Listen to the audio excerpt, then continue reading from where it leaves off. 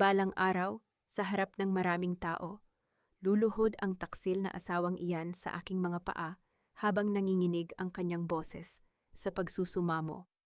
Darating ang sandali na ang lintang kalunyang iyan ay mawawalan ng kahit isang kusing. Habang pinapanood ang bawat marangyang bagay na ninakaw niya sa akin ay unti-unting binabawi ng hustisya. May isang lihim akong hawak, isang dokumentong magpapabagsak sa kanilang mundo na parang bahay na gawa sa baraha. At sa sandaling iyon, wala silang makukuhang awa mula sa akin. Isang malamig na ngiti lamang ang isasagot ko sa kanilang pagluha. Ngunit bago ang tamis ng paghihiganti, kailangan ko munang lasapin ang pait ng kataksilan. Marisa, nandyan ka na pala. Bilisan mo at magluto ka na ng hapunan. Gutom na si Noah. Kanina pa siya nagrereklamo. Ang boses ni Rafael ay parang latigo na humagupit sa katahimikan ng bahay. Wala man lang tanong kung kumusta ang biyahe ko. Wala man lang pangungumusta sa aking ina na kamamatay lang ang kalahati ng katawan. Dahil sa stroke, pagod na pagod ako. Ang mga mata ko ay tila may nakadagan na mabigat na bato. At ang amoy ng ospital ay tila nakadikit pa rin sa aking balat. Pagkapasok ko pa lang sa gate, ang puso ko ay parang piniga ng isang higanteng kamay. Sa garahe, sa tabi ng sasakyan ni Rafael, ay nakatambak ang mga kahon. Hindi lang basta mga kahon. Iyon ang mga gamit ni Leah, ang kanyang mga paboritong libro, ang malaking ginto at rosas na manika, at ang mga kuwadro ng kanyang mga guhit. Nakalatag ang mga ito sa semento, parang mga basurang itatapon na lang sa susunod na koleksyon. Bakit nasa labas ang mga gamit ng anak ko, Rafael? Ang boses ko ay kalmado, ngunit sa loob ko ay may isang bagyong nagsisimulang mabuo. Hindi siya lumingon mula sa kanyang binabasa. Sa halip, isang babae ang lumabas mula sa aming kusina. Suot niya ang paborito kong floral apron. Ang telang ako pa mismo ang pumili at nagtahi. Si Clarice, mas bata, mas maputi, at may bakas ng tagumpay sa kanyang mga mata. Hi, Marisa, pasensya ka na. Kinuha na kasi namin ang kwarto ni Leah para kay Noah. Mas malaki kasi yon at kailangan ng bata ng sariling space para sa kanyang mga laro. Don't worry, inayos ko naman ang mga gamit niya bago ko inilabas. Sabi ni Clarice sa isang tono na tila ba siya ang may-ari ng bahay na ito. Tumingin ako kay Rafael, naghihintay ng paliwanag, ng pagtanggi, o kahit man lang isang bakas ng kahihiyan. Ngunit tumayo lang siya at lumapit kay Clarice. Inakbayan ito sa harap ko. Noah needs a stable environment. Marisa, mas malaki ang kwarto ni Leah, kaya dun muna sila. Isang pamilya naman tayo, diba isang kwarto lang naman yon? Huwag mo nang palakihin ang gulo, at saka, kailangan nating mag-adjust. May bisitang darating bukas.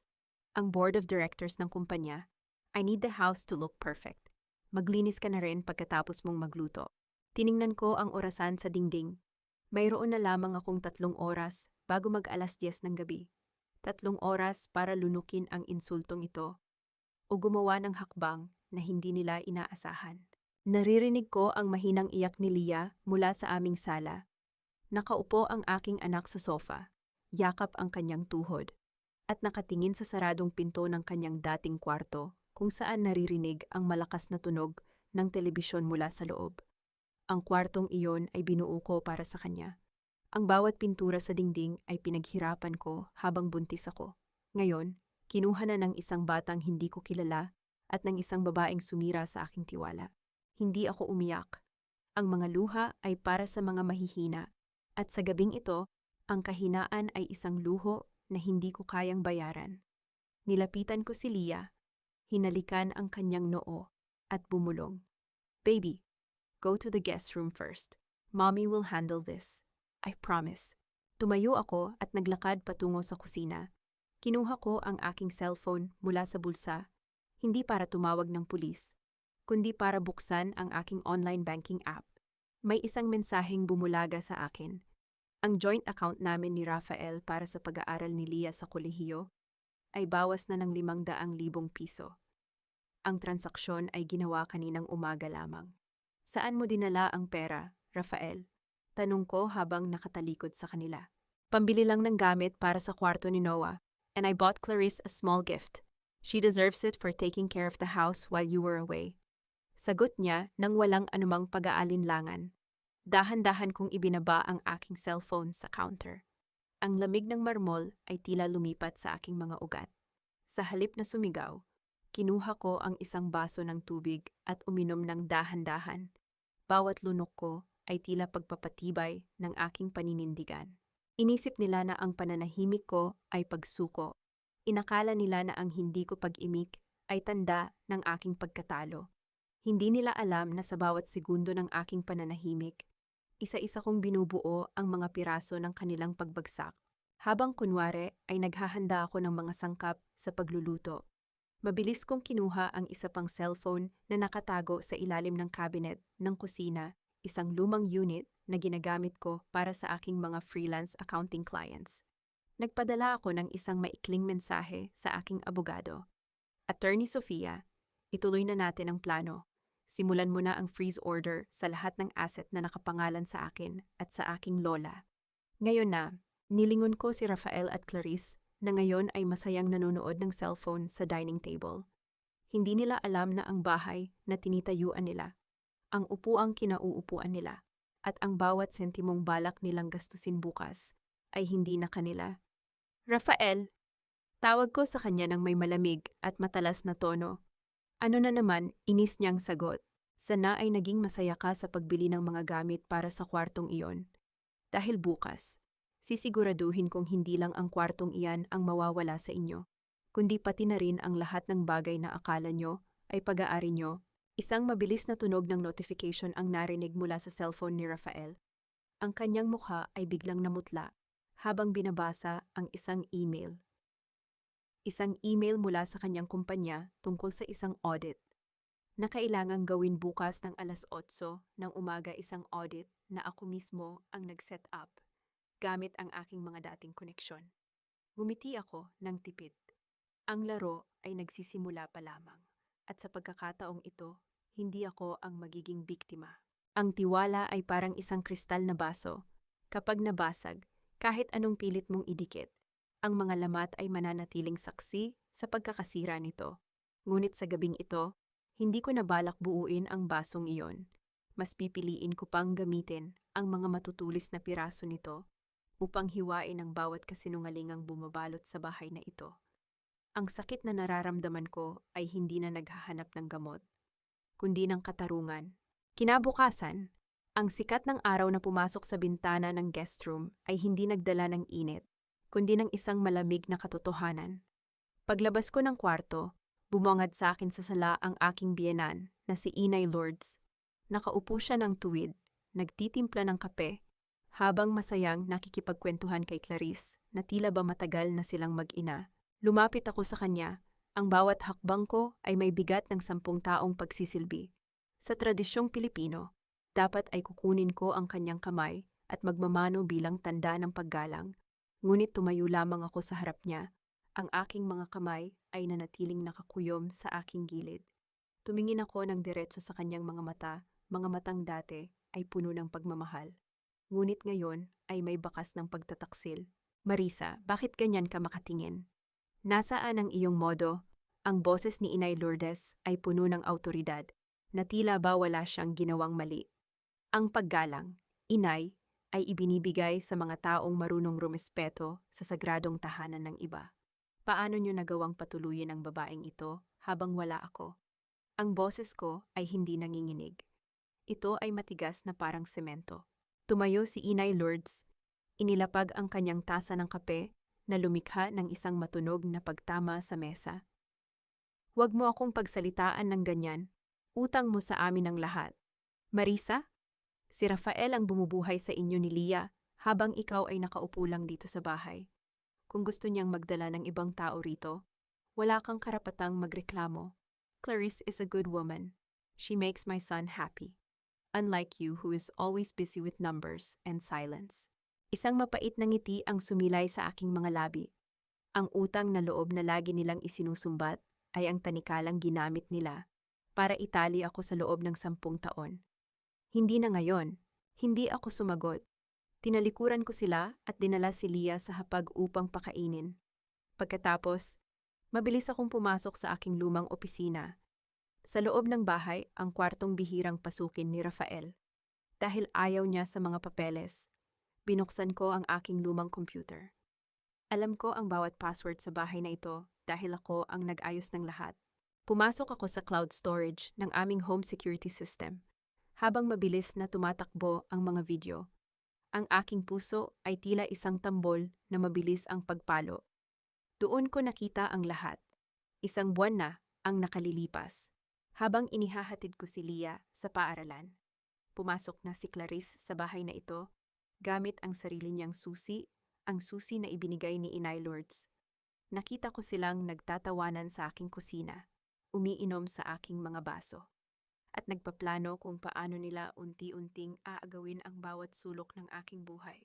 Habang naghahanap pa ng ibang ebidensya, isang folder sa computer ni Rafael ang nakakuha ng aking pansin. Nakatago ito sa ilalim ng maraming subfolder at may pangalang Project C.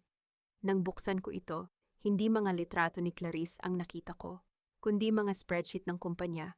Bilang isang accountant, isang sulyap ko pa lang ay alam ko nang may hindi tama.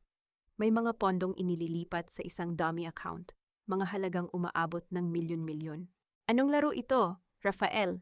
Hindi lang pala panlalalaki ang alam mo, kundi pati pagnanakaw sa sarili mong kumpanya. Mabilis kong kinopya ang lahat ng files sa isang invisible drive.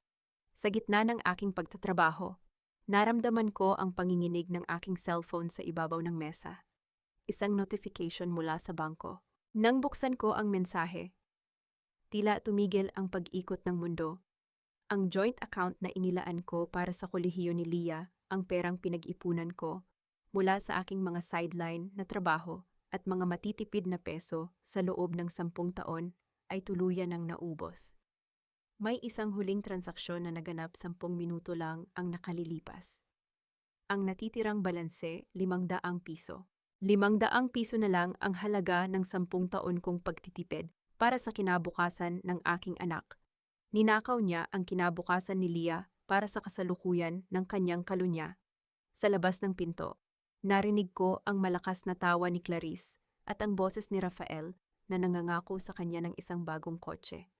Ang galit na kanina pa nakakulong sa aking dibdib ay biglang naglaho, pinalitan ng isang nakakatakot na katahimikan. Hindi na ako galit. Ako ay handa na. Huminga ako ng malalim, isinara ang computer, at kinuha ang aking bag. Tiningnan ko ang sarili ko sa salamin. Wala na ang Marisang martir.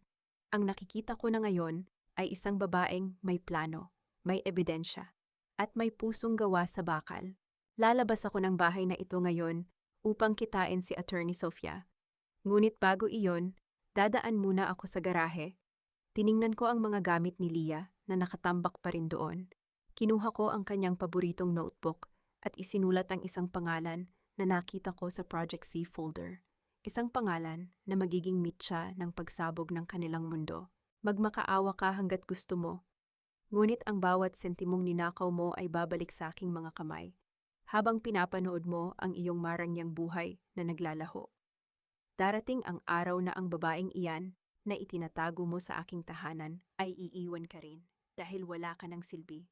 At sa sandaling iyon, ang tanging maririnig mo ay ang tunog ng pagsasara ng pinto ng hustisya sa iyong mukha. Isang malakas na sampal ng katotohanan ang ibibigay ko sa iyo. Hindi gamit ang aking kamay, kundi gamit ang bawat dokumentong magpapatunay ng iyong kawalang hiyaan.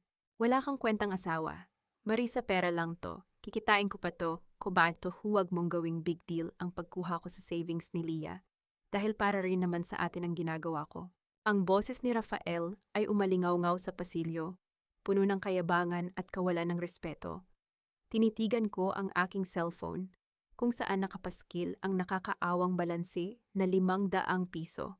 Ang katahimikan ko ay hindi tanda ng takot, kundi ang bigat ng isang paparating na pagguho. Ang bawat salita niya ay tila isang pait na lalong nagpapatigas sa aking kalooban. Hindi ko siya sinagot. Sa halip, mabilis kong tinawagan si Camille, ang matalik kong kaibigan na isang eksperto sa cybersecurity. Ang tunog ng bawat pagpindot ko sa screen ay tila ritmo ng isang digmaan. Camille, kailangan ko ang lahat. I-trace mo ang bawat sentimong lumabas sa joint account namin sa huling 6 na buwan. Huwag kang mag-iwan ng kahit anong bakas. Bulong ko sa kabilang linya habang nakasandal sa malamig na dingding ng banyo. Copy that, Marisa. Give me 10 minutes. Bubuhayin natin ang bawat multo ng transaksyon na akala niya ay nabaon na niya sa limot. Sagot ni Camille na may halong determinasyon. Paglabas ko ng banyo, saktong nakasalubong ko si Clarice sa kusina.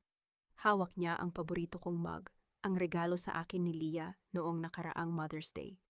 Bigla siyang natumba at binitawan ng mug, dahilan upang lumikha ito ng matinis na tunog ng pagkakabasag sa sahig. Ouch, Rafael, tinulak ako ni Marisa, tili ni Clarice habang nakahawak sa kanyang hita. Ang mga mata ay agad na nagtubig sa peking luha. Mabilis na tumakbo si Rafael patungo sa amin. Hindi niya tiningnan ang nabasag na mug na mahalaga sa akin. Ang tanging nakita niya ay ang kanyang kawawang kalunya. Ano ba? Marisa, pati ba naman bata at buntis? Pagbubuntunan mo ng galit, magmakaawa ka kay Clarice at humingi ka ng tawad. Ngayon din, tumingin ako sa kanilang dalawa.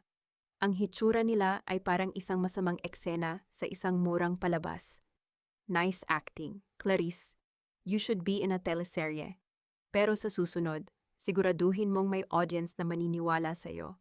At ikaw, Rafael, enjoy the show while you can. Dahil ang bawat luhang inilalabas niya ngayon ay magiging tunay kapag naramdaman niyo na ang bagsak ng langit sa inyong mga ulo. Iniwan ko silang tulala. Pumasok ako sa guest room at binuksan ang laptop na ipinadala ni Camille sa pamamagitan ng isang mabilis na courier. Sa screen, lumitaw ang katotohanan na mas masahol pa sa aking inaasahan. Hindi lang pambili ng gamit ni Noah ang kinuha ni Rafael. Isang marangyang condominium unit sa Bonifacio Global City, ang binili niya 6 na buwan na ang nakalilipas na kapangalan kay Clarice. Ngunit ang perang ipinambayad ay galing sa aking inheritance na inakala kong ligtas sa aming investment fund. Ang aking mga daliri ay mabilis na lumipad sa keyboard. Ang bawat entry ng audit na ginagawa ko ay tila mga bala na ikinakarga ko sa aking baril. Kinuha ko ang aking telepono at tinawagan si Mr. Tan, ang dati kong boss sa isa sa pinakamalaking auditing firms sa bansa. Mr. Tan, it's Marisa Villanueva. I'm ready to come back. And I have a gift for the firm, isang malaking kaso ng embezzlement at tax evasion na kinasasangkutan ng isa sa inyong mga kliyente. Yes, Rafael Mendoza. I have the Project C files. Pagkatapos ng tawag, naramdaman ko ang isang kakaibang gaan sa aking dibdib. Ang bawat sakit na idinulot nila ay nagiging gasolina para sa aking pagbangon. Bago matapos ang gabi, naalala ko ang sinabi ni Papa Ernesto. Umakyat ako sa attic. Ang bawat baitang ng hagdan ay lumilikha ng mahinang tunog sa ilalim ng aking mga paa, sa gitna ng katahimikan ng gabi. Hinanap ko ang asul na folder sa ilalim ng mga lumang gamit. Nang mahanap ko ito at buksan, ang aking hininga ay tila tumigil. Hindi lang ito simpleng resibo ng bahay. Ito ay ang orihinal na titulo ng lupa at gusali ang bahay na tinitirhan namin ngayon. Ang nakasulat na may-ari ay hindi si Rafael Mendoza. Ang pangalang nakasulat sa malalaking titik ay Marisa Villanueva Mendoza at ang kanyang lola, Victoria Reyes. Isang malamig na ngiti ang sumilay sa aking mukha. Ang bahay na akala ni Rafael ay sa kanya. Ang bahay na ginagawa niyang pugad ng kanyang kataksilan ay kailanman ay hindi naging kanya. Siya ay isang hamak na nangungupahan lamang sa ilalim ng aking bubong. Hinawakan ko ang titulo ng mahigpit. Bukas. Hindi lang ang kwarto ni Leah ang babawiin ko. Babawiin ko ang lahat. Hanggang sa wala nang matira sa kanila, kundi ang damit na suot nila. Darating ang araw na ang aking biyenang lalaki ay tatayo sa harap ng maraming tao upang humingi ng tawad sa kanyang pananahimik, habang ang kanyang sariling anak ay kakalad ka rin ng mga awtoridad palayo sa buhay na ninakaw niya sa akin. Ang bawat luhang pinigil ko ngayon ay magiging isang malaking baha na lulunod sa kanilang lahat. At sa sandaling iyon, ang tanging bagay na ititira ko sa kanila ay ang bigat ng kanilang sariling budhi. May isang lihim na lilitaw, isang katotohanang nakabaon sa ilalim ng mga lumang dokumento na magsisilbing pako sa kabaong ng kanilang kasakiman. Umalis ka na sa bahay na ito bago ko patawagin ang mga pulis at ipakulong ka sa panggugulo mo. Ang boses ni Rafael ay tila isang matalim na kutsilyo na humihiwa sa hangin. Ngunit sa pagkakataong ito, hindi na ako ang nasusugatan. Tumingin ako sa kanya mula sa itaas ng hagdan. Hawak ang asul na folder na parang isang banal na sandata. Ang kanyang mukha ay punong-puno ng puot. Ang mga ugat sa kanyang leeg ay tila puputok na sa galit dahil lamang sa pag-akyat ko sa attic. Marisa, anak! Isang mahinang boses ang narinig ko mula sa madilim na sulok ng garahe. Si Papa Ernesto. Ang kanyang mga mata ay puno ng lungkot at hiya. Lumapit siya sa akin habang ang kanyang mga kamay ay nanginginig. Patawarin mo ako. Masyado akong naging duwag, pero hindi ko na kayang makita si Lia na nagdurusa. Ang asul na folder na iyan ang katotohanang pilit na itinago ni Lourdes at Rafael sa iyo. Nalaman ko mula kay Papa Ernesto na ang aking lola ay hindi lang basta iniwan ang bahay na ito sa akin. Nag-iwan din siya ng isang pondo na dapat ay para sa aking negosyo. Ngunit palsipikado ang mga pirma na ginamit ni Rafael upang makuha ang kontrol dito 10 taon na ang nakalilipas. Ginamit niya ang aking sariling pera upang itayo ang kanyang imahe bilang isang matagumpay na negosyante. Bumaba ako sa kusina. Ang bawat hakbang ko ay may ritmo ng isang paparating na sakuna. Doon, nakita ko si Clarice na nagluluto. Kunwari ay abala sa pagpapakain kay Noah. Si Lia ay nakaupo sa gilid. Ang kanyang maliliit na kamay ay nakahawak sa kanyang plato. Oops! Ang init. Isang biglang tiri ni Clarice ang bumasag sa katahimikan. Nakita ko ang mainit na sabaw na tumapon sa braso ni Lia. Ang aking anak ay sumigaw sa sakit. Ang kanyang balat ay agad na namula. Sa halip na humingi ng paumanhin, tumawa ng mahina si Clarice at nagkunwaring nag-aalala. Ay, sorry baby. Masyado ka kasing malapit sa niluluto ko. Rafael, tignan mo itong si Lia. Parang hindi naturuan ng tamang asal sa kusina. Hindi ako sumigaw. Hindi ko sinampal si Clarice kahit na iyon ang isinisigaw ng bawat himaymay ng aking laman. Nilapitan ko si Lia, binuhat siya, at agad na itinapat ang kanyang braso sa malamig na tubig mula sa gripo. Habang ginagawa ko iyon, kinuha ko ang aking cellphone at kinuha ang larawan ng sugat ni Lia. At ang hitsura ni Clarice na tila nag-e-enjoy pa sa nakikita niya. Anong ginagawa mo, Marisa? Naghahanap ka na naman ba ng drama? Galit na tanong ni Rafael na pumasok sa kusina. Tumingin ako sa kanya. Ang aking mga mata ay malamig na parang yelo. Hindi ito drama, Rafael. Ito ay ebidensya. At tandaan mo ang oras na ito. Dahil ito ang huling pagkakataon na hahayaan kong masaktan ang anak ko sa loob ng bahay na ito. Huwag mo akong takutin kung hindi mo matanggap na si Clarice na ang reyna rito. Lumayas ka na isama mo ang anak mo at huwag na kayong babalik. Sigaw ni Rafael. Ang kanyang daliri ay nakaturo sa pinto. Ngumiti ako ng napakanipis. Isang ngiting nagpapahiwatig ng kamatayan ng aming pagsasama. Try me, Rafael. Let's see who will leave this house first. Pero bago iyon, siguraduhin mong nakahanda na ang mga abogado mo. Pumasok ako sa guest room at inilock ang pinto. Habang nilalagyan ko ng gamot ang braso ni Lia, isang email notification ang tumunog mula sa aking laptop. Isang mensahe mula sa isang hindi kilalang sender. Ngunit ang subject line ay sapat na upang pabilisin ang tibok ng aking puso. Evidence of embezzlement and money laundering, Rafael Mendoza. Time to talk, Marisa. Nang buksan ko ang attachment, nakita ko ang mga scan ng mga tseke na may pirma ni Rafael, mga tsekeng nakapangalan sa isang kumpanya na pag-aari ni Clarice bago pa man sila muling magkita. Ang kataksilan nila ay mas malalim at mas madilim kaysa sa inaasahan ko. Ngunit may isang dokumento sa pinakailalim na nagpabagsak sa aking hininga. Isang sertipiko ng kapanganakan para kay Noah. Ang pangalan ng ama ay hindi Rafael Mendoza. Ang nakasulat doon ay ang pangalan ng isang lalaking kasalukuyang nakakulong dahil sa estafa. Niyakap ko si Lia ng mahigpit habang ang dilim ng gabi ay bumabalot sa bahay. Bukas, ang bawat piraso ng puzzle ay ilalatag ko na. Ang bawat kasinungalingan nila ay magiging tali na sasakal sa kanilang sariling mga leeg. Isang araw, tatayo ako sa harap ng guhong kaharian ng lalaking ito at panunoorin siyang magmakaawa para sa kahit isang pirasong tinapay. Habang ang babaeng ipinalit niya sa akin ay unang tatalikod sa kanya kapag wala na siyang maibibigay.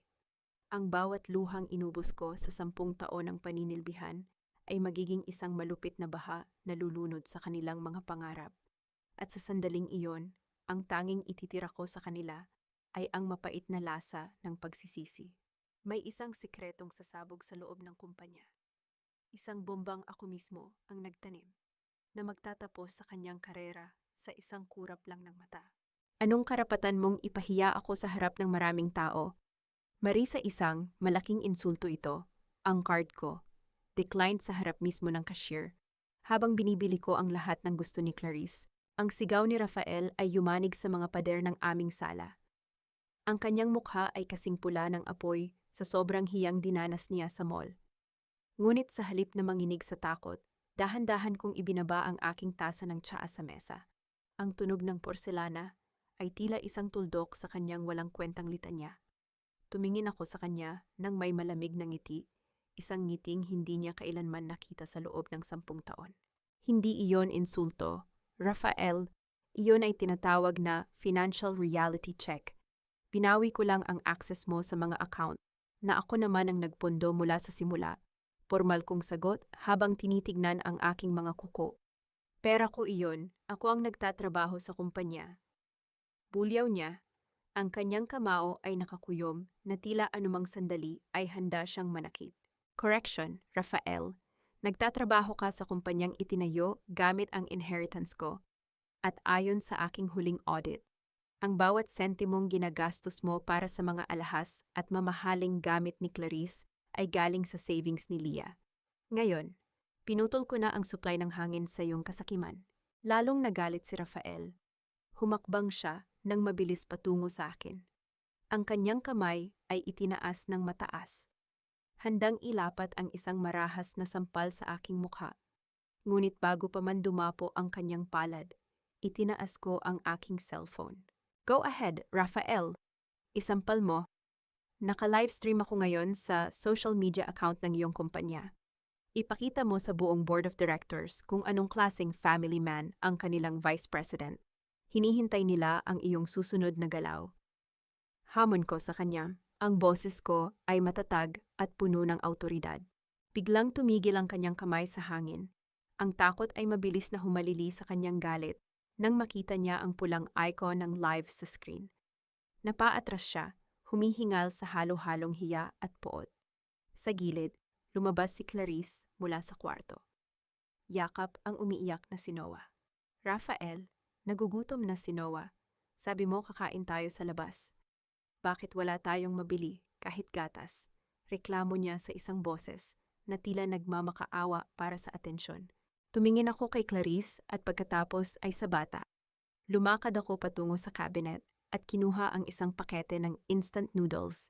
Inihagis ko ito sa paanan ni Clarice. Ang tunog ng plastic ay tila isang pangungutya sa kanyang sitwasyon. Ito ang kasya sa budget niyo ngayon. Clarice, sanayin mo na ang sarili mo dahil mula sa araw na ito, ang bawat luho na ninakaw mo sa akin ay maglalaho na parang bula. Isang pamilya tayo. Di ba sabi ni Rafael, kailangan nating mag-adjust. Simulan niyo na ang pag-adjust sa kahirapan. Hindi nakapagsalita si Clarice. Ang kanyang mga mata ay nanlilisik sa galit pero wala siyang magawa. Bumalik ako sa aking laptop at mabilis na tinapos ang huling transaksyon. Inilipat ko ang lahat ng aking personal na shares sa isang trust fund na tanging si Leah lang ang makakahawak pagdating ng panahon. Sa bawat pagpindot ko sa keyboard, nararamdaman ko ang paglaya mula sa mga tanikalang iginapos nila sa akin. Nilingon ko si Rafael na ngayon ay nakaupo sa sofa, hawak ang kanyang ulo sa sobrang desperasyon. Rafael, may huling balita pa pala ako para sa iyo. Ano na naman, mahina niyang tanong. Ang kanyang boses ay wala na ang dating yabang. Ang auditor na ipapadala ng kumpanya niyo bukas, hindi lang sila basta auditor. Sila ang aking mga dating kasamahan. At mayroon na silang kopya ng Project C. Mayroon kang 24 na oras para ibalik ang 5 milyong pisong kinuha mo sa pondo ng kumpanya. O harapin mo ang rehas ng kulungan. Ang mukha ni Rafael ay tuluyang nawalan ng kulay. Ang 5 milyong piso ay ang perang ginamit niya para sa kondominium ni Clarice. Perang hinding-hindi niya maibabalik sa loob ng isang araw. Marisa, please, pag-usapan natin to. Pagsusumamo niya, ang kanyang boses ay nanginginig na sa takot. Tumayo ako, binuhat si Lia na kanina pa nakamasid at naglakad patungo sa pinto. Tapos na ang pag-uusap. Rafael, ang susunod na kakausapin mo ay ang aking abogado. Iniwan ko silang dalawa sa gitna ng katahimikan ng sala, na dati ay puno ng kanilang mga kasinungalingan. Habang papalabas ako ng gate, narinig ko ang malakas na sigaw ni Rafael at ang mabilis na tunog ng notification sa kanyang cellphone.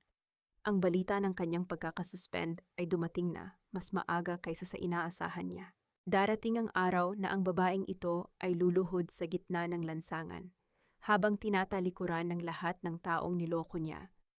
At ako ang huling mukhang makikita niya bago tuluyang gumuho ang kanyang huwad na paraiso. Ang bawat luhang inilalabas niya ngayon upang kuhanin ang awa ng aking asawa ay magiging totoong dugo kapag natuklasan nila ang madilim na lihim na nakatago sa likod ng kanyang mapagpanggap na ngiti. Isang katotohanang mas matalas pa sa kahit anong patalim ang ibabaon ko sa kanyang dibdib. Hindi upang pumatay, kundi upang tapusin ang kanyang laro. Rafael, wala na tayong pambili ng gamot ni Noah. Tingnan mo ang bata. Nilalagnat siya dahil sa stress na idinudulot ng asawa mo. Ha-aw! Ang boses ni Clarice ay tila isang sirang plaka na paulit-ulit na humihingi ng atensyon sa sala. Nakita ko si Rafael na desperadong hinalughog ang kanyang mga bulsa. Ngunit wala siyang nahanap, kundi ang mga resibo ng kanyang mga utang. Habang nakasandal ako sa hamba ng pinto, pinapanood ko ang unti-unting pagkasira ng kanilang relasyon sa ilalim ng bigat ng kahirapan, isang kahirapang ako mismo ang nagdisenyo. Hindi ko alam kung saan ako kukuha ng pera, Clarice. Naka-freeze ang lahat. Si Marisa lang ang may alam ng password ng vault. Sigaw ni Rafael, ang kanyang boses ay puno ng pagod at pagsisisi. Dahan-dahan akong lumapit. Ang tunog ng aking mga sapatos sa sahig ay tila ritmo ng isang hatol na bitay. Bakit hindi mo subukang ibenta ang kondominium na binili mo para sa kanya, Rafael? O baka naman ayaw mong malaman na ang regalo mo ay may iba na palang nakatira? Nanlaki ang mga mata ni Clarice. Agad siyang tumayo at pilit na kinuha ang awa ni Rafael. Huwag kang maniwala sa kanya, Rafael. Sinisiraan niya lang ako dahil selos na selos siya sa atin. Ngumiti ako ng napakalamig. Kinuha ko ang isang makapal na envelope mula sa aking bag at inihagis ito sa gitna ng mesa. Ang tunog ng pagbagsak ng mga papel ay tila isang malakas na sampal sa katahimikan ng silid. Basahin mo iyan, Rafael. Iyan ang ulat mula sa tiam-tiam na tamto na kinuha ko. Iyan ang mga larawan ni Clarice na bumibisita sa kulungan para makita ang asawa niyang si Benjo, ang tunay na ama ni Noah. Tila tumigil ang paghinga ni Rafael. Nanginginig ang kanyang mga kamay habang binubuksan ang envelope. Lumabas ang mga litrato ni Clarice na masayang nakikipagpalitan ng halik sa isang lalaking nakauniporme ng bilanggo. Kasama rin doon ang tunay na birth certificate ni Noah, kung saan malinaw na nakasulat na si Benjo ang ama, hindi si Rafael. Clarice, ano ito? Mahinang tanong ni Rafael. Ang kanyang boses ay parang basag na salamin. Fake iyan, gawa-gawa lang iyan ni Marisa, mahal kita. Rafael, tili ni Clarice, habang sinusubukan niyang agawin ang mga papel. Ngunit hindi pa ako tapos. At heto pa, Rafael. Alam mo ba kung bakit kating-kati siyang makuha ang pera mo? Dahil si Benjo ay may malaking utang sa mga sindikato sa loob ng kulungan. Ginagamit ka lang niyang ATM para iligtas ang lalaking tunay niyang mahal. Si Noah, isang kasangkapan lang para sa kanya, para makuha ang loob mo at ng iyong ina. Sa gitna ng tensyon, pumasok si Inay Lourdes. Ano itong gulo na ito? Bakit mo pinagbibintangan ang mabuting babaeng ito, Marisa? Tumingin ako sa aking biyenan nang may matinding pandidiri. Inay, ang mabuting babae na ipinalit niyo sa akin ay magnanakaw rin. Clarice, ipakita mo sa kanila kung ano ang nasa loob ng iyong bag ngayon din. Agad na naging balisa si Clarice, sinubukan niyang itago ang kanyang bag. Ngunit mabilis ko itong inagaw at ibinuhos ang laman sa sahig. Ang tunog ng mga alahas na tumama sa marmol ay tila isang kumpirmasyon ng kanyang kasalanan. Doon, sa gitna ng mga barya at lipstick, ay ang gintong kwintas ni Inay Lourdes at ang aking singsing na minana ko pa sa aking lola. Magnanakaw ka, sigaw ni Inay Lourdes. Ang kanyang boses ay puno ng pagkagulat at galit. I had to, kailangan ko ng pera, Rafael. Hindi mo na ako mabigyan ng kahit ano, pag-amin ni Clarice. Ang kanyang maskara ng pagiging pa-victim ay tuluyan ng nalaglag. Pinalitan ng isang mukhang puno ng kasakiman at kawalang hiyaan. Tumingin si Rafael sa akin. Ang kanyang mga mata ay nagmamakaawa. Marisa, patawarin mo ako. Hindi ko alam. Niloko niya ako. Lumapit ako sa kanya. Ang aking mukha ay tila isang pader na hindi matitibag. Hindi ka niloko, Rafael. Pinili mong magpaloko.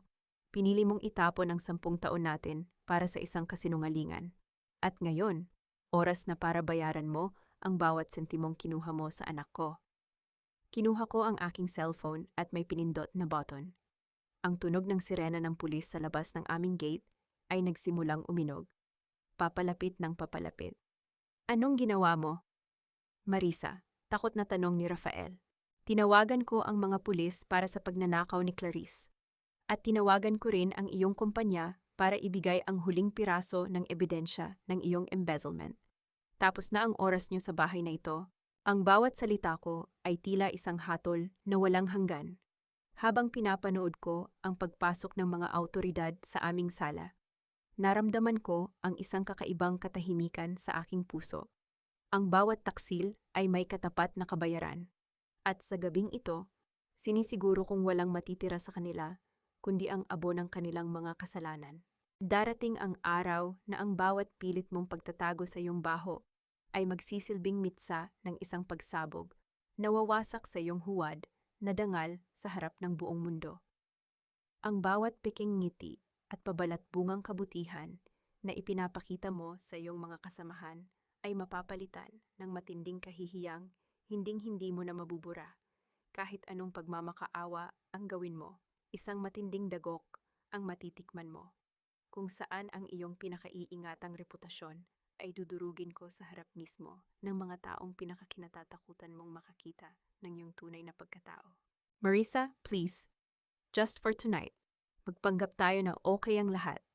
Nandito ang board of directors, ang CEO, nakasalalay dito ang promosyon ko at ang pag-asa nating mabayaran ang utang sa kumpanya. Ang boses ni Rafael ay puno ng desperasyon habang inaayos niya ang kanyang mamahaling kurbata sa harap ng salamin. Pagod ang kanyang mga mata. Ang kanyang balat ay tila naging abo sa loob lamang ng ilang araw. Pagkatapos ng gulo sa bahay noong nakaraang gabi, inakala niyang magagawa pa rin niyang kontrolin ang sitwasyon sa pamamagitan ng paggamit ng aming reputasyon bilang perpektong pamilya. Ito ang gabi ng taunang fiesta gala ng kanilang kumpanya, isang gabi ng karangyaan, alak, at mga plastik na ngiti. Tiningnan ko siya sa pamamagitan ng refleksyon sa salamin. Isinuot ko ang aking itim na terno, isang eleganteng kasuotan na nagbibigay diin sa aking kapangyarihan. Hindi ako mukhang biktima. Mukha akong isang reyna na handang magbigay ng hatol. Huwag kang mag-alala, Rafael. I will give them a performance they will never forget. Malamig kong sagot habang isinusuot ang aking mga hikaw na perlas. Pagdating namin sa venue, ang bawat hakbang ko sa pulang alpombra ay puno ng kumpiyansa. Ang tunog ng mga sapatos na tumatama sa makintab na sahig ay tila ritmo ng isang martsa patungo sa digmaan. Nakita ko sa malayo si Clarice. Sa kabila ng banta ng pulisya, nagawa pa rin ni Rafael na isama siya sa pamamagitan ng pagsisinungaling na siya ay isang assistant. Nakasuot siya ng isang labis na magarbo at tila desperadong gown.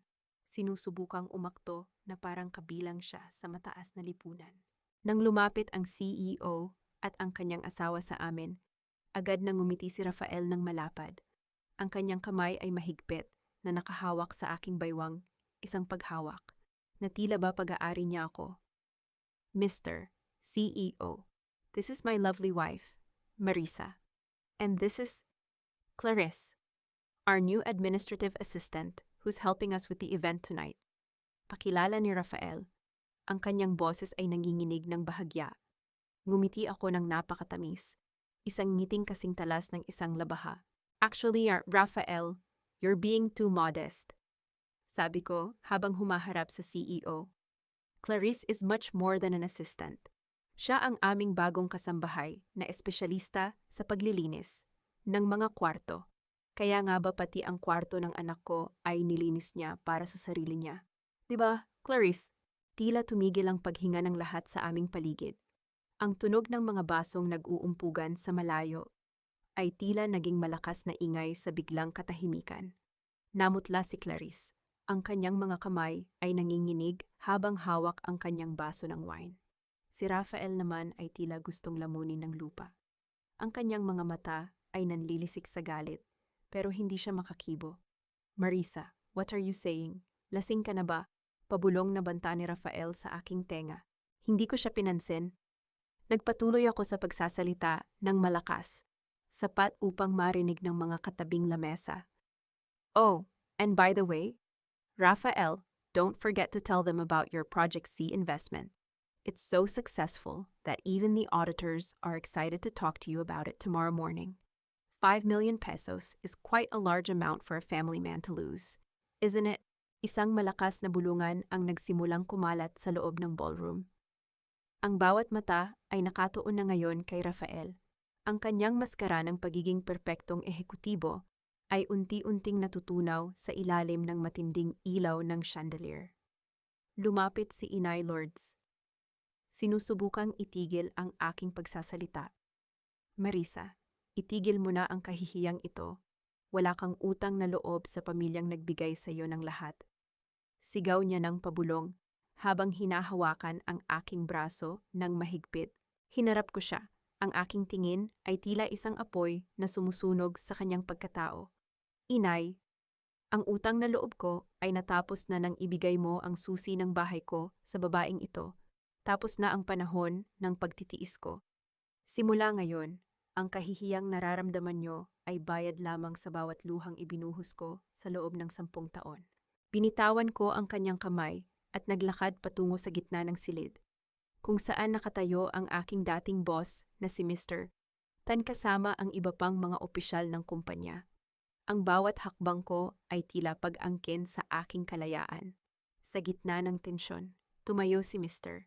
Tan at itinaas ang kanyang baso. Ang lahat ay natahimik. Tumingin siya kay Rafael, pagkatapos ay sa akin, at sa huli ay sa buong board of directors. We value integrity above all else in this company. Panimula ni Ms. Tan, ang kanyang boses ay malamig at puno ng autoridad. And it's a shame that one of our own has failed that test. We have found the missing funds. Rafael, the evidence of your embezzlement is undeniable. Napaatras si Rafael. Ang kanyang likod ay tumama sa isang lamesa, dahilan upang malaglag ang ilang kubyertos na lumikha ng isang nakakairitang tunog sa sahig. And the whistleblower who brought this to our attention. Pagpapatuloy ni Mr. Tan habang itinuturo ako ng kanyang kamay. She is sitting right here. Marisa Villanueva is not just a wife. She is the professional who will be assisting us in the full audit of this firm starting tomorrow. Ang ballroom ay napuno ng ingay ng mga nagulat na reaksyon. Tumingin si Rafael sa akin. Ang kanyang mukha ay punong-puno ng takot at hindi makapaniwalang pagtataksil. Sa sandaling iyon, alam niyang hindi lang ang kanyang karera ang natapos, kundi ang buong mundo na binuo niya sa ibabaw ng aking mga sakripisyo. Ngumiti ako sa kanya isang huling ngiti ng tagumpay. I told you, Rafael, the performance tonight would be unforgettable.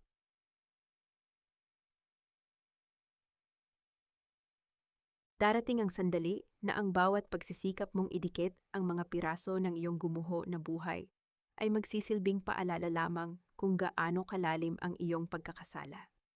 Habang ang babaeng itinuring mong basura ay siyang tatayo bilang huling hukom ng iyong kapalaran, ang bawat sandali ng iyong pagmamakaawa ay magmumukhang isang desperadong sayaw sa harap ng apoy na ikaw mismo ang nagsindi. At sa huli, tanging ang malamig na rehas ng katotohanan ang yayakap sa iyo.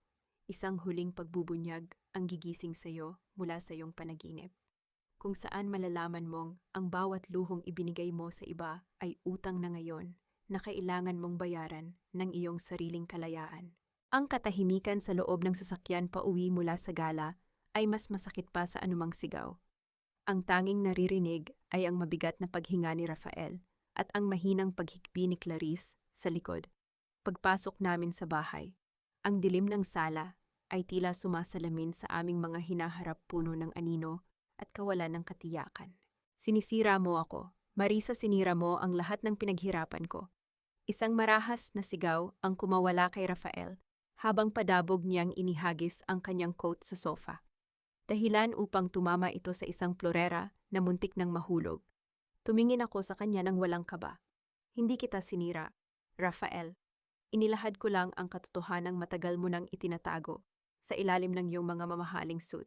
Ang pagkasira mo ay bunga ng sarili mong mga kamay. Pera lang iyon, mababayaran ko ang kumpanya. Pero ang ipahiya ako sa harap ng lahat, iyan ang hinding-hindi ko mapapatawad. Ang kanyang mga mata ay nanlilisik. Ang kanyang mukha ay punong-puno ng puot na tila anumang sandali ay sasabog siya. Sa kabilang banda, si Clarice ay mabilis na nag-i-impact ng kanyang mga gamit sa isang mamahaling maleta. Ang maletang binili ni Rafael gamit ang credit card na naka-freeze na ngayon. Ang kanyang maskara ng pagiging mahinhin ay tuluyan ng natanggal, pinalitan ng isang mukhang desperada at puno ng takot. Rafael, alis na ako. Hindi ko kayang manatili sa isang bahay na puno ng pulis at demanda NOAA. And I deserve better than this mess, tili ni Clarice, habang mabilis na isinasara ang kanyang zipper. Ano, Clarice? Sa'yo ko ibinigay ang lahat. Ipinagtanggol kita laban sa asawa ko. Gulat na tanong ni Rafael. Ang kanyang boses ay nanginginig sa pagkabigla. Ibinigay mo ang lahat, Rafael. Tignan mo ang sarili mo. Wala ka ng trabaho, wala ka ng pera, at bukas baka nasa kulungan ka na. Anong mapapala ko sa'yo? Ang kondominium na binili mo, nalaman ko na hindi pa pala iyon bayad at may utang ka pang milyon-milyon. Isang matalim na tawa ang kumawala kay Clarice. Isang tawang puno ng pangungutya. Lumapit ako sa kanila. Ang bawat hakbang ko ay may dalang awtoridad. Hindi lang ang kondominium ang problema mo, Rafael. Ang kotse na ibinigay mo sa kanya. Nakariposes na yan sa record ng bangko dahil 3 buwan ka nang hindi nagbabayad. At ang mga alahas na ninakaw niya kanina, nakalog na iyon sa report ng mga pulis na nasa labas na ngayon. Tila tumigil ang mundo para kay Rafael. Tumingin siya kay Clarice. Pagkatapos ay sa akin. Ang kanyang mga balikat ay bumagsak. Ang kanyang buong pagkatao ay tila lumiit sa harap ng katotohanan. Nasaan ang loyalty mo? Clarice, I thought you loved me. Love, Rafael. Ang pag-ibig ay para sa mga taong may maibibigay. Ang ibinigay mo sa akin ay puro sakit ng ulo at kasong kriminal. Sagot ni Clarice habang hinihila ang kanyang maleta patungo sa pinto. Ngunit bago pa siya makalabas, ang tunog ng mabibigat na yabag ng sapatos sa aming porch ay bumasag sa katahimikan. Ang pinto ay bumukas at pumasok ang 3 pulis, kasama ang abogado ng kumpanya. Mr. Rafael Mendoza, you are under arrest for qualified theft and embezzlement. And Miss Clarice Santos, isasama ka rin namin para sa kasong pagnanakaw at complicity sa mga illegal transactions ni Mr. Mendoza. Pahayag ng opisyal. Ang boses ay malamig at formal. Marisa, please, tulungan mo ako para kay Leah. Huwag mong hayaang makulong ang ama niya. Pagmamakaawa ni Rafael, ang kanyang boses ay tila isang basag na plaka. Lumuhod siya sa harap ko. Ang kanyang mga kamay ay sinusubukang abutin ang laylayan ng aking damit. Dahan-dahan akong umatras. Umiiwas sa kanyang hawak na tila siya ay isang nakakahawang sakit. Leah doesn't have a father anymore, Rafael.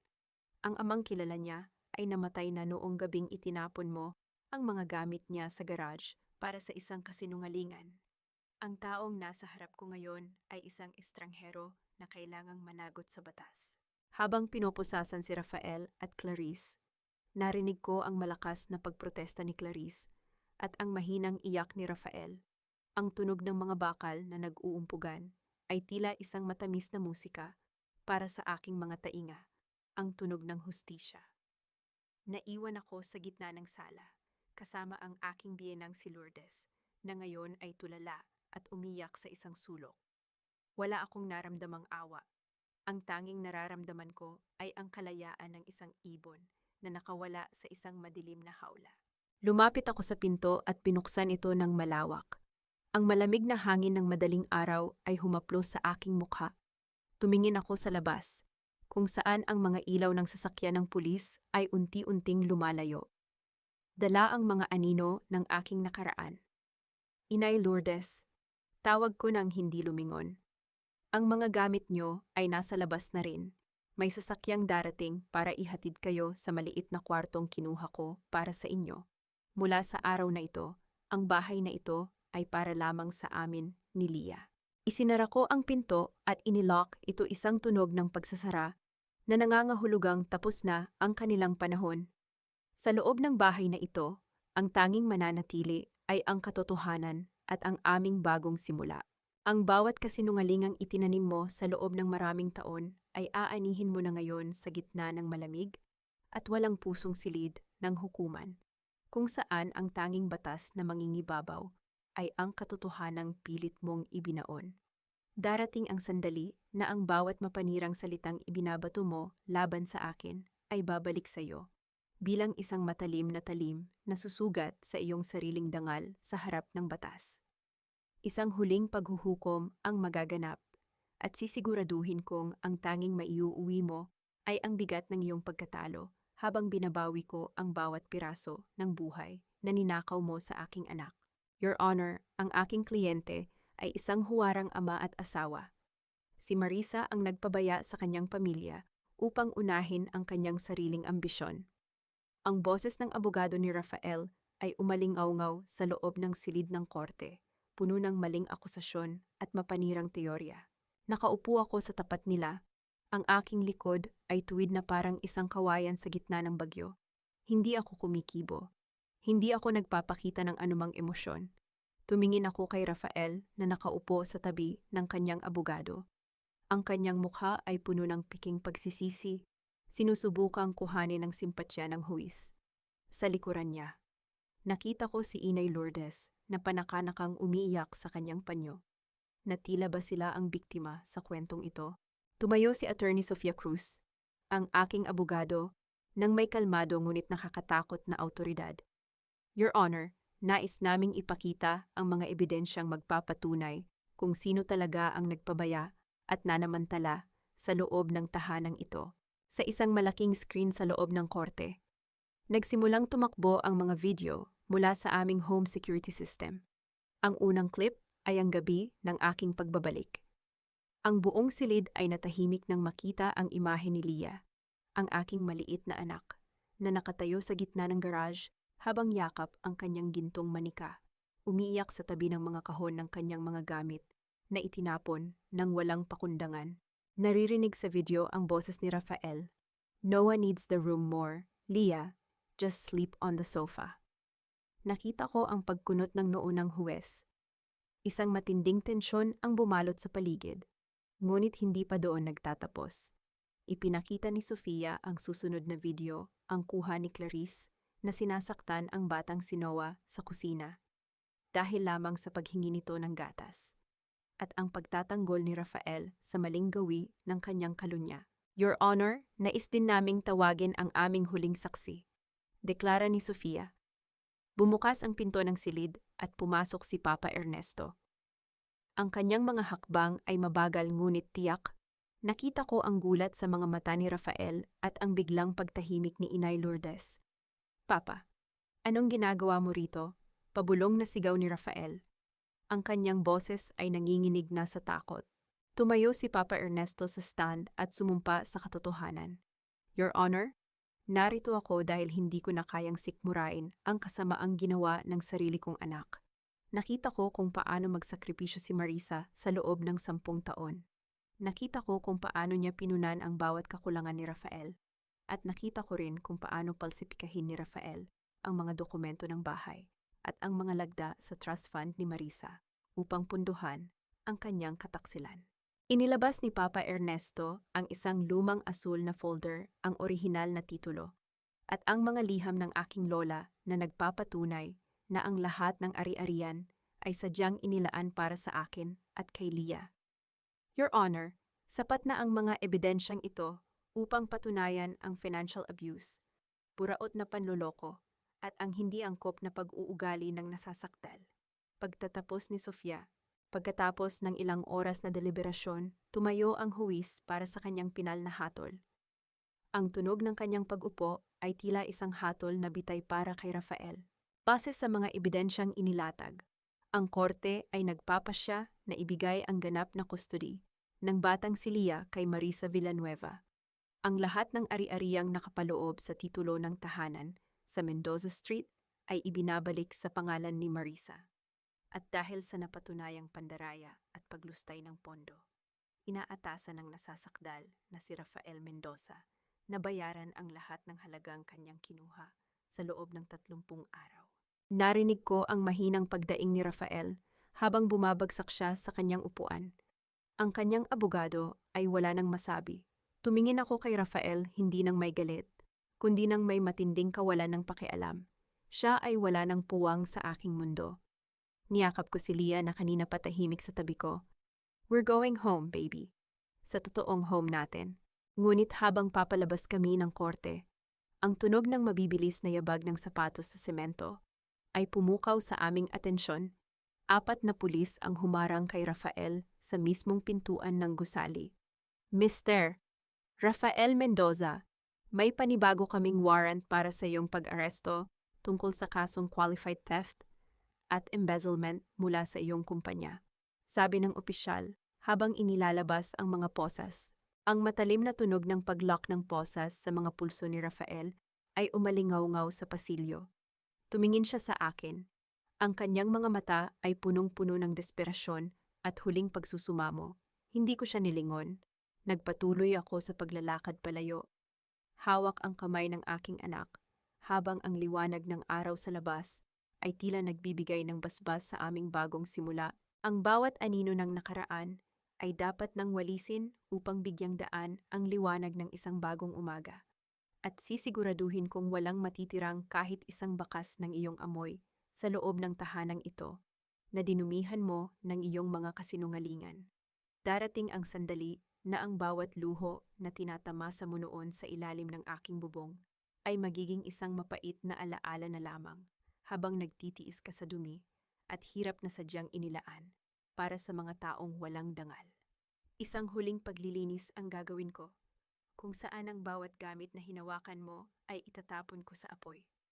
Hanggang sa ang tanging manatili ay ang aking tagumpay at ang katahimikan ng aking paglaya. Ang tunog ng pag-ikot ng susi sa trangka ng aming pintuan ay tila isang hudyat ng aking ganap na pagbawi. Pagpasok ko sa loob ng bahay, ang amoy ng luma at saradong silid ay sumalubong sa akin, isang amoy na nanggagaling sa mga taong hindi nakabilang sa aking buhay. Nakita ko si Inay Lourdes sa gitna ng sala, nakaupo sa tabi ng kanyang mga maleta. Ang kanyang mukha ay puno ng pait at mga luhang hindi na nakakakuha ng aking awa. Marisa, talagang itatapon mo ba ako sa lansangan? Ako na nag-aalaga sa iyo at naging ina mo sa loob ng 10 taon. Ang kanyang boses ay nanginginig. Sinusubukang gamitin muli ang sandata ng utang na loob. Tumayo ako sa kanyang harap. Ang aking mga kamay ay nasa aking bulsa at ang aking tingin ay matatag. Inay, hindi kita itinatapon sa lansangan. Kumuha ako ng isang disenteng paupahan para sa inyo sa labas ng syudad. Iyon ay sapat na para sa isang taong tumulong sa pagsira ng aking pamilya. Ang 10 taon ng aking pagsisilbi sa inyo ay sapat na kabayaran para sa bawat pagkakataong tinawag kitang ina. Wala kang puso. Ganyan ka ba pinalaki ng iyong mga magulang? Sigaw niya habang pilit na tumatayo. Pinalaki ako ng aking mga magulang na maging tapat at marangal. At ang marangal na tao ay marunong magtanggal ng mga anay sa loob ng kanyang bahay, bago pa ito tuluyang gumuho. May sasakyang naghihintay sa labas. Mayroon kayong 10 minuto para lumabas bago ko tawagin ang mga security guard ng subdivision. Ang boses ko ay formal at walang bahid ng galit. Ito ay purong lohika. Pinanood ko ang kanyang pag-alis. Ang bawat hakbang niya palayo sa aking pinto ay tila pagtatanggal ng isang mabigat na pasanin sa aking dibdib. Nang tuluyan ng sumara ang pinto at marinig ang malakas na pagtama nito sa hamba, huminga ako ng malalim. Ang katahimikan na sumunod ay hindi nakakatakot. Ito ay nakakapagpagaan ng loob. Agad kong tinawagan ang mga cleaners at ang interior designer na kinuha ko. Sa loob ng sumunod na ilang oras, ang bawat gamit ni Rafael ang kanyang mga damit, ang kanyang paboritong upuan, pati na ang mga kurtinang pinili ni Clarice ay isa-isang inilabas at inilagay sa likod ng isang truck upang itapon. Hindi ko ito ibebenta dahil ang perang galing sa dumi ay hindi ko kailangan. Ang bawat sulok ng bahay ay muling pininturahan ng puti, tila isang blankong papel na handa ng sulatan ng bagong kwento. Pagkatapos ng paglilinis, pumasok ako sa kwarto ni Leah. Ipinagawa ko itong muli mas malaki, mas maliwanag, at puno ng mga bagong libro at mga gamit sa sining. Wala na ang bakas ng paglapastangan ni Noah at Clarice. Naupo ako sa aking bagong opisina sa loob ng bahay. Sa ibabaw ng mesa ay ang aking bagong business card, Marisa Villanueva, financial consultant at forensic accountant. Nakatanggap na ako ng 5 kliyente sa unang linggo pa lang. Mga kumpanyang gustong linisin ang kanilang mga libro mula sa mga katulad ni Rafael. Habang tinitingnan ko ang paglubog ng araw mula sa aking bintana, naramdaman ko ang init ng kape sa aking mga kamay. Ang bawat paghigop ko ay tila pagdiriwang ng aking kalayaan. Ngunit sa gitna ng aking katahimikan, biglang tumunog ang aking cellphone. Isang hindi kilalang numero. Nang sagutin ko ito, ang tanging narinig ko sa kabilang linya ay ang mabigat na paghinga at ang tunog ng ingay sa isang palengke. Marisa, tulungan mo ako. Wala na akong mapuntahan. Ninakawan ako ng asawa ko at iniwan sa kalsada. Si Noah? Wala kaming makain. Ang boses ni Clarice ay basag. Puno ng tunay na desperasyon na malayo sa kanyang mga piking luha noon. Isang matagal na katahimikan ang namayani. Tumingin ako sa aking refleksyon sa bintana, isang babaeng matapang, matagumpay, at malaya. Clarice, tawag ko sa kanyang pangalan ng may malamig na tono. Ang bawat desisyon ay may kabayaran. Noong pumasok ka sa bahay ko, handa kang magnakaw ng buhay ng iba. Ngayon, harapin mo ang buhay na ikaw mismo ang gumawa. Huwag mo na ulit tatawagan ang numerong ito. Hindi ko na hinintay ang kanyang sagot. Ang tunog ng pagkaputol ng tawag ay tila huling tuldok sa isang madilim na kabanata. Ibinaba ko ang cellphone at lumabas ng kwarto upang puntahan si Leah. Nakita ko ang aking anak na masayang nagpinta sa kanyang bagong kwarto. Ang kanyang mga mata ay nagniningning sa tuwa. Ang bahay na ito ay hindi na muling mapupuno ng dumi ng kataksilan. Ito ay magiging isang muog ng katotohanan at pagmamahal. Ang pinakamatamis na paghihigante ay hindi ang makitang nagdurusa ang iyong kaaway sa ilalim ng iyong mga paa, kundi ang makita nilang wala ka nang pakialam sa kanilang pag-iral habang ikaw ay nagniningning sa tugatog ng iyong tagumpay.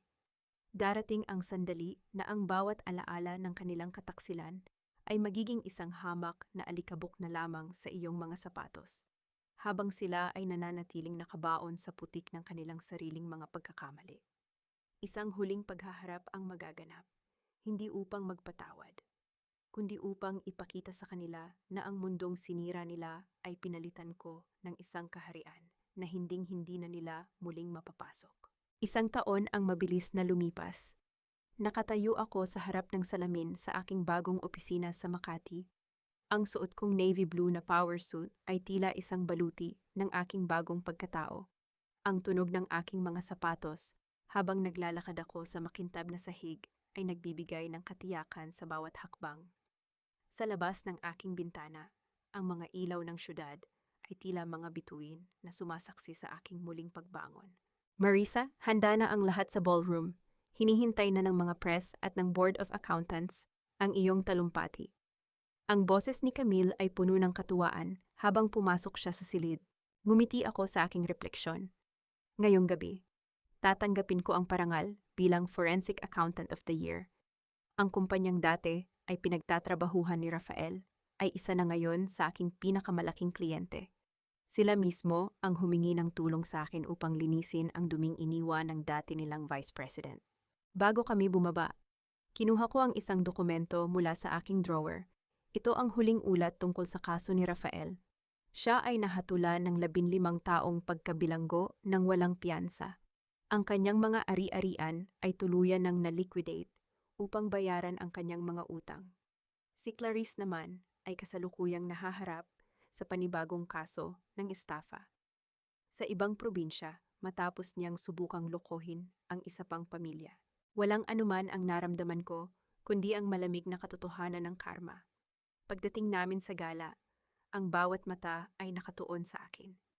Ang tunog ng maramihang pagpindot ng mga kamera at ang bulungan ng paghanga ay nagsilbing musika sa aking mga tainga.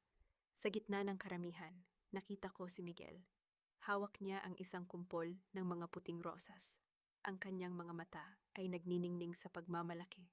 "You look stunning, Marisa," bati ni Miguel habang iniabot niya ang mga bulaklak. Ang kanyang boses ay tila isang mainit na haplos sa gitna ng malamig na ballroom. "Salamat, Miguel. Salamat sa pananatili sa tabi ko." Sagot ko ng may katapatan. Hindi nagmadali si Miguel sa aming relasyon. Alam niya na ang puso ko ay kasalukuyan pang naghihilom. At ang respeto niya sa aking kalayaan ang dahilan kung bakit nanatili siya sa aking tabi. Hindi siya isang tagapagligtas. Siya ay isang katuwang sa aking paglalakbay. Umakyat ako sa entablado. Ang bawat hakbang ay may ritmo ng tagumpay. Nang humarap ako sa mikropono, ang katahimikan ng buong ballroom ay tila isang pagkilala sa aking boses. Ang tagumpay ay hindi nasusukat sa dami ng taong nanakit sa iyo. Panimula ko. Ang aking boses ay matatag at puno ng awtoridad. Ito ay nasusukat sa kung paano mo ginamit ang bawat piraso ng iyong gumuho na buhay upang magtayo ng isang pundasyong hinding-hindi na muling magigiba. Sa bawat babaeng nakikinig ngayon, huwag kayong matakot sa bagyo. Maging kayo mismo ang bagyo. Isang masigabong palakpakan ang umalingaw-ngaw sa buong silid. Sa gitna ng katuwaan, naramdaman ko ang panginginig ng aking cellphone sa aking clutch bag. Isang mensahe mula sa bilangguan, isang huling liham mula kay Rafael. Nang buksan ko ito pagkatapos ng programa, binasa ko ang kanyang mga salita. Puno ito ng pagsusumamo, ng pangakong magbabago siya, at ng pakiusap na dalhin ko si Leah upang makita siya. Dahan-dahan kong pinunit ang liham. Ang bawat piraso ng papel ay nahulog sa sahig na parang mga tuyong dahon. Hindi ko na kailangang sumagot. Ang aking katahimikan at ang aking rurok ng tagumpay ay sapat na sagot sa kanyang bawat kasalanan. Lumabas ako ng venue at nakita ko si Leah na naghihintay sa loob ng sasakyan, kasama ang kanyang yaya. Nang makita niya ako, agad siyang bumaba at tumakbo patungo sa akin. Ang kanyang mga mata ay puno ng tuwa habang tinitingnan ang aking tropeo.